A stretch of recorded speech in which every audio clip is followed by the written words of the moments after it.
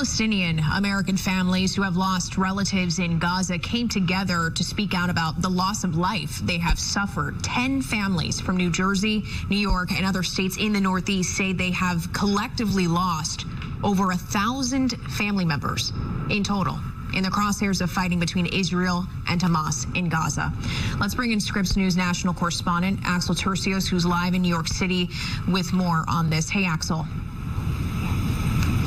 Hello, Lauren. What I know is that all of these families are all demanding the same thing. They want President Biden to push for a ceasefire in Gaza. They are pleading for the U.S. to help them save the lives of the few relatives they have left.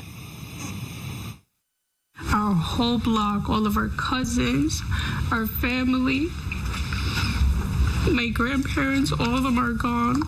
Ola is a young Palestinian American from New Jersey. She says 93 members of her family were killed within a matter of minutes during Israel's current military offensive against Hamas in Gaza. President Biden supporting this genocide, and it is not okay. So we demand a ceasefire, not just me, all of America. All Palestinian families are demanding a ceasefire.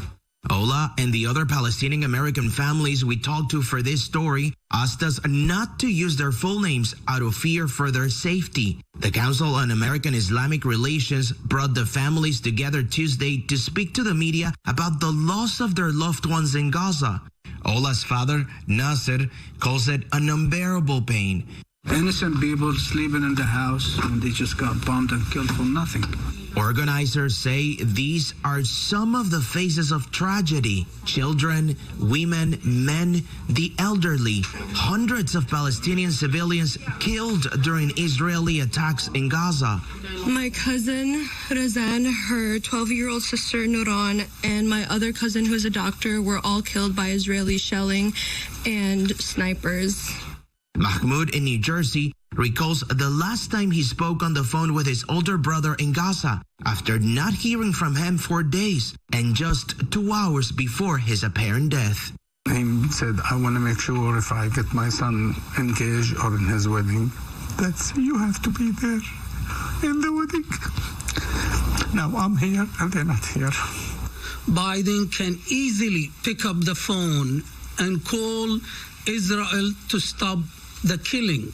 Calls on President Joe Biden to intervene may be growing. A new poll released by the New York Times and Siena College finds 57% of registered voters broadly disapprove of the way the president is handling the conflict in the Middle East. The poll finding younger Americans are far more critical than older voters of both Israel's conduct and of the administration's response to the war in Gaza.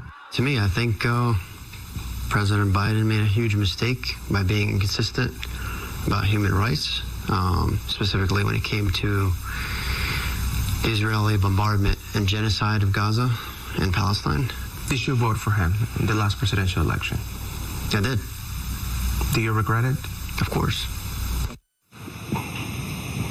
Lauren, I want to point out that we did not see all of the pictures of the dead relatives of these Palestinian families. They say combined, they all lost more than 1,000 relatives due to the conflict in the Middle East right now in Gaza.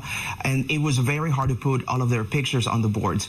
So according to health officials in Gaza, almost 20,000 Palestinians have been killed. 70% of them are women and children. Lauren. It is a profound, profound loss. Axel Tercios in New York City. Thank you.